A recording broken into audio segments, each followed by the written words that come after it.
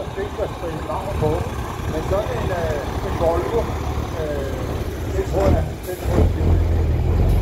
Jeg tror, at de her biler er for flot, sådan de biler for at kan se ud. Altså, det er jo vildt. Den næste flot Volvo, det er utroligt, at man kører de 11 år, og så er det lige pludselig til sådan nogle luksuskører for mig.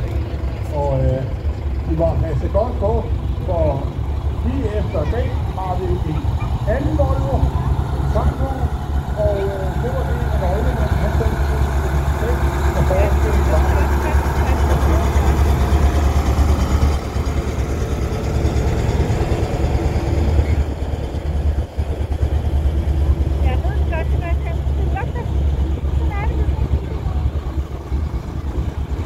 Og det er lidt ud med den bil, Samsung efter det kommer der en Scania. Scania, der er, det er jo faktisk autocamper. Autocamper er lidt om, sådan utrolig flot.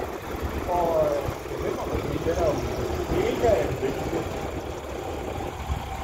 Og det er slagteren på Slangvåg, hvor oven købet har den, så ja.